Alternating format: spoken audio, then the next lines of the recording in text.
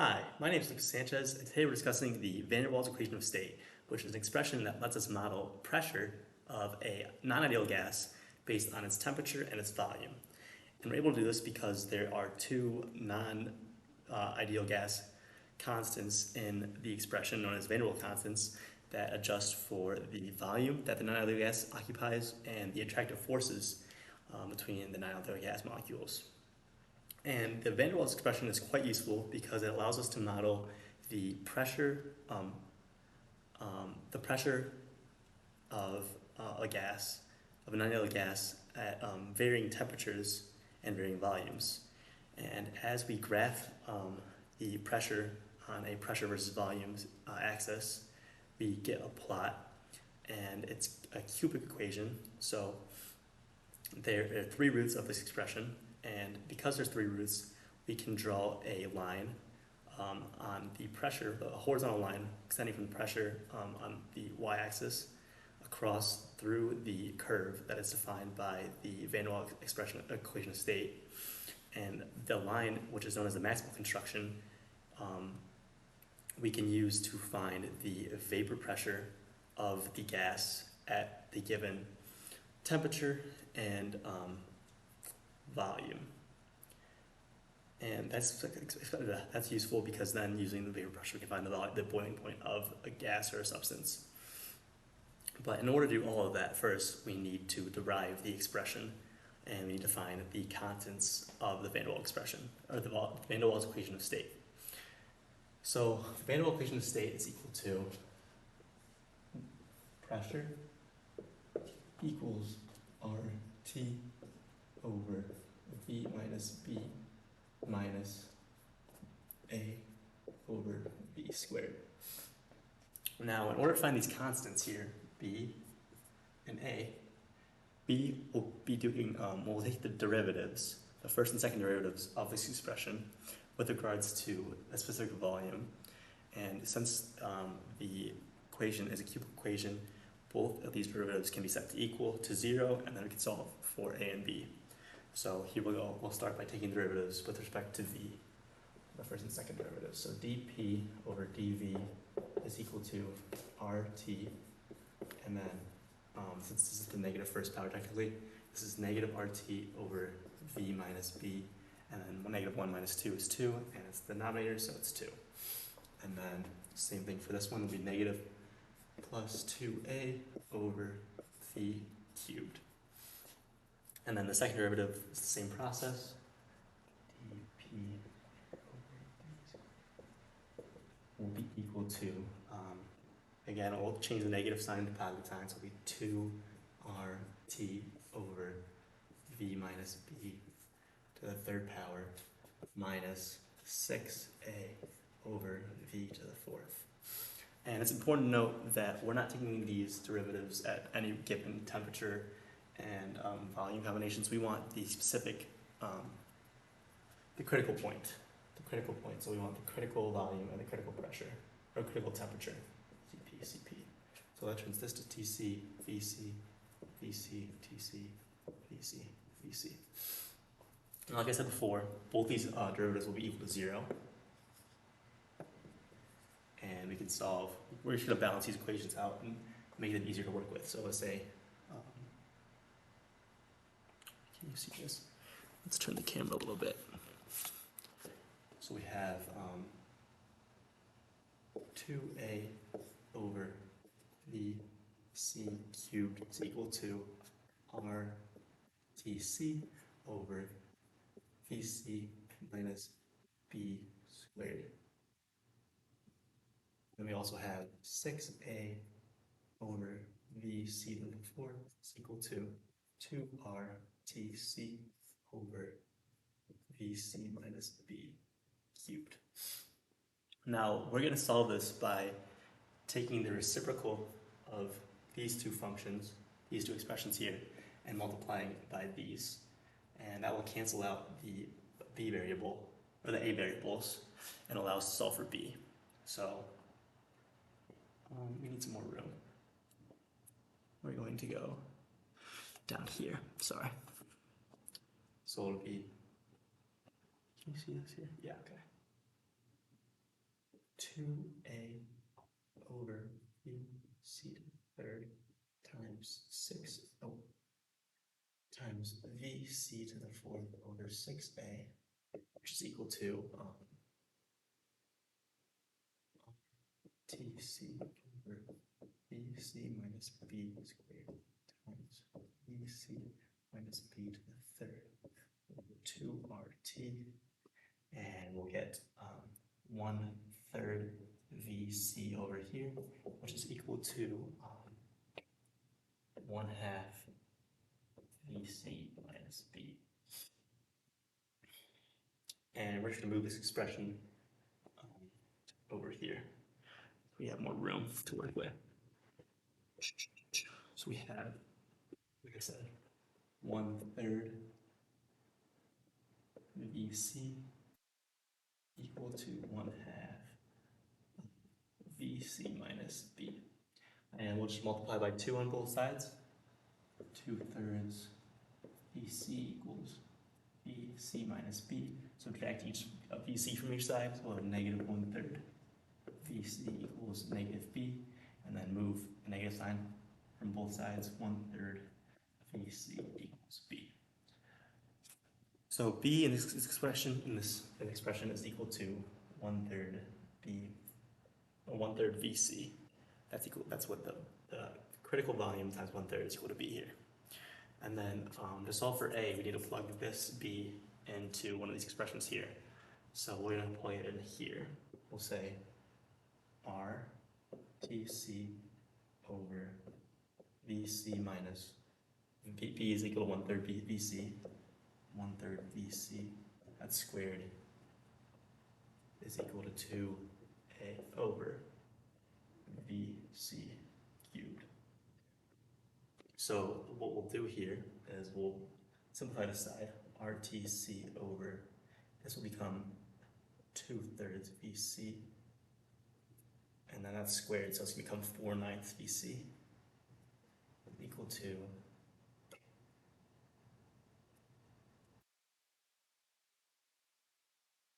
2A over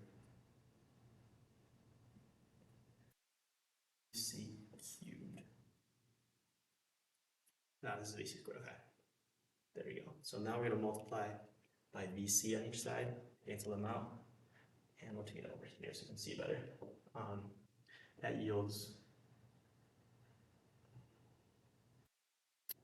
RTC VC over 4/9, which equals 2/8, and we'll multiply 9/4 RTC VC equals 2A here. And then finally, we'll divide by 2 on each side, and we'll get A is equal to 9/8 RTC VC equals A. So there we have it. There is our A expression, 9/8 times the gas constant times the critical temperature times the critical volume is equal to A, and 1/3 times the critical volume is equal to B. There's one more thing we need to know. We want to find the compressibility factor in this expression, and for reference, we're going to make some more room here because it's kind of getting clumped. So we'll clear out some room here where we derive our constants. We still have those up there, that's important. So we still have those. So the normal compressibility factor of water is equal to 1. PV over RT is equal to 1. That's the normal ratio that you have. But in the situation of the van der Waals equation of state, we have P equals RT over P minus B minus A over V squared. So to find the compressibility factor with regards to the van der Waals equation of state, we're going to sub in the variables that we just solved for to find Z, or the compressibility factor. So we'll tell us all the critical temperature, critical pressure, critical volume, and we'll get PC is equal to RTC, and VC, as we know, is equal to VC minus B is equal to 1/3 VC. And then minus A, we have a whole cluster there. 9/8 R C VC over C VC squared. And we notice we have RT on both of these expressions here. So we'll say RTC 1 over, this will convert to 2/3 VC, 2/3 VC minus 9/8. And then we realize here this is VC over VC squared. So we can cancel one of the VC's out here and we'll get VC. And then we could factor out VC from both these. So PC is equal to RTC over VC, and that's equal to 1 over, if we cancel out, 1 over 2/3 is 3/2. 3/2 minus 9/8, which will give us, if we multiply this by 4 on both sides, it's 12/8. So we have 3/8. PC equals RTC over VC times 3/8. And if we multiply the reciprocal of both sides, we get PC VC over RTC is equal to 3/8. And just like that expression up there, we have pressure and volume in the numerator, and the gas constant times the temperature in the denominator. So the van der Waals equation of state, the compressibility factor for this is 3/8. And then now that we have our van der Waals constants, we can take this expression over to Python, and we can prepare the plots, as I said before, of the pressure versus volume at different temperatures but varying volumes. And that will establish the curves that will allow us to find the vapor pressure using the Maxwell construction. So let's head over to Python and start the code.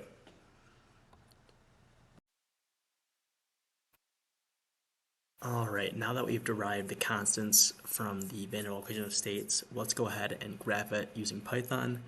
We are going to graph on a pressure versus volume axis, and we are going to plot a range of temperatures. We're going to plot a range of temperatures on the same plot, so we can see how changing not only the temperature but also the volume affects what the plot will look like.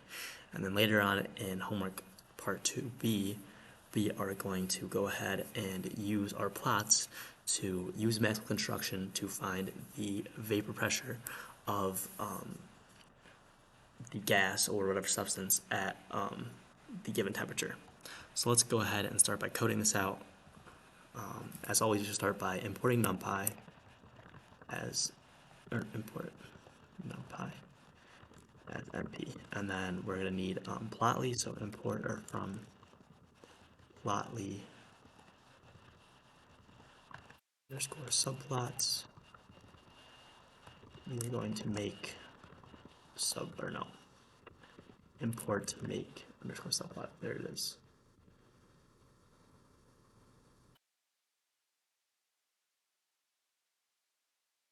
Dot subplots. Whoops. All right. And then now let's start by defining our function. So define let's call it the van der Waals. And we're just going to base it on temperature and volume. So now that we have our function, we know that the van der Waals equation of state will have the form of return RT, R times T divided by V minus B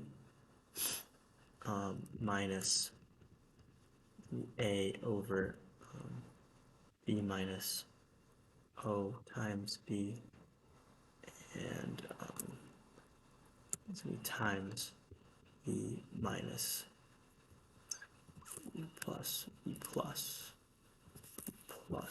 E times B.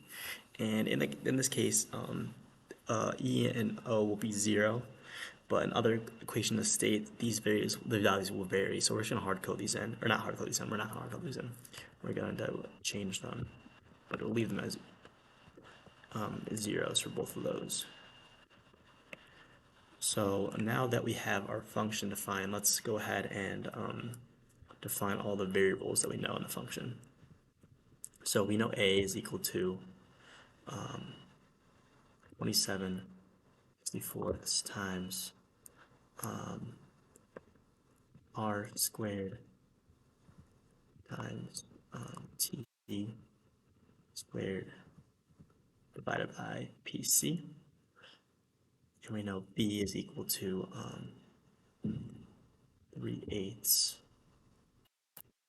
Oh no, 1/8 times r times tc divided by pc. And then what is r, what is tc, and what is pc? Let's go ahead and define that above so the function can go ahead and use those values. So r, as we know, is the gas constant, is 8.314, and that's in joules per mole Kelvin. PC, we can go ahead and look up real quick. That's critical temperature. So we know critical temperature is 640, what is it, 7.01 kelvins. And we'll put kelvins. And critical pressure of water. What is critical pressure of water? Pascals. Okay. Ooh, that doesn't sound right. Megapascals. Here it is. 22.064 megapascals.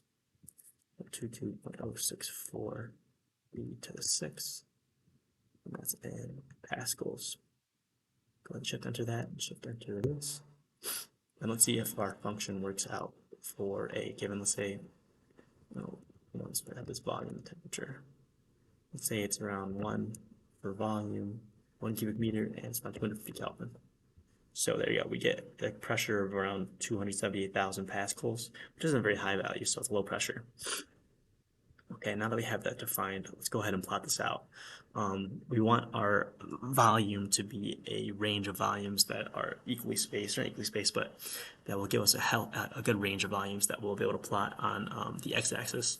So we have a good range of pressure values. So we are going to use V is going to be equal to NP dot log space. And we're going to be spacing them logarithmically because it is a large range of values that we want to plot.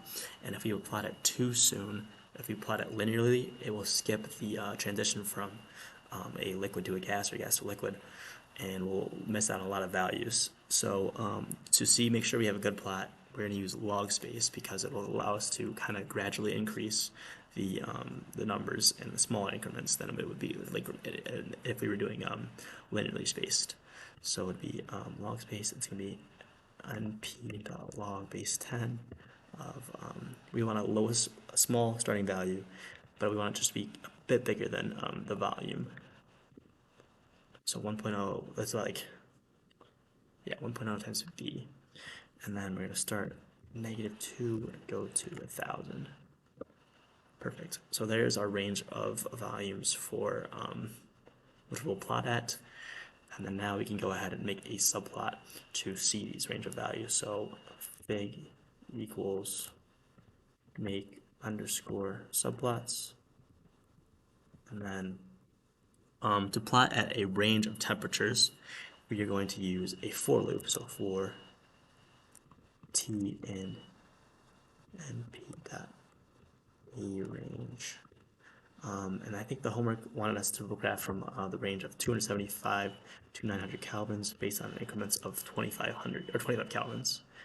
So now we have that, and we want to add each range to the plot. So fig dot add underscore scatter, and we're going to have x equal to the volume, y will be equal to the van der Waals equation of state based on volume and temperature. And then we want to add a name to it for each temperature. So we're going to use an F string. And this one,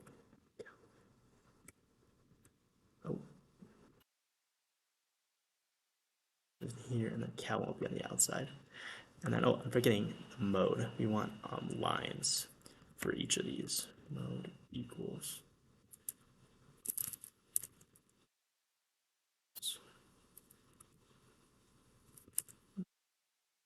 There we go. Oh, I forgot to add this part.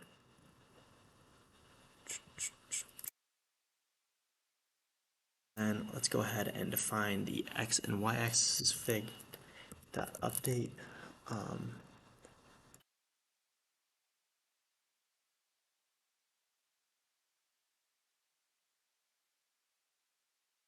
Axis, and we want type, we want to be log. And then let's go ahead and update the y-axis. We want a good range of the y-axis. So we want range to be equal to a hefty range. We're gonna go from we're gonna include negative values in this to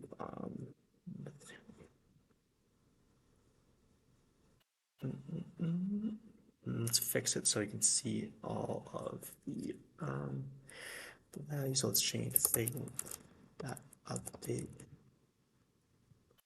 underscore layout, and it's gonna be height is equal to, let's say height equal to 800 and width is equal to 600. Let's flip those.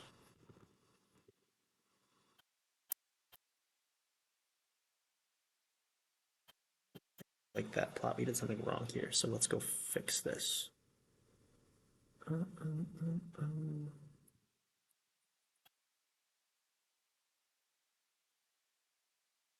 There you go, that's much better.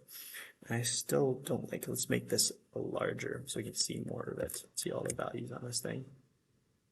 There you go, that's pretty. So there we have our plot using Plotly. We have the range of temperatures from 275 Kelvin to 900 Kelvin, going by increments of 25. And then we can zoom in here and we can see the different points of inflections on these curves. And we know that we can use these curves to find the critical, or not the critical point, the vapor pressure at these given temperatures using the mathematical construction, which we will do later.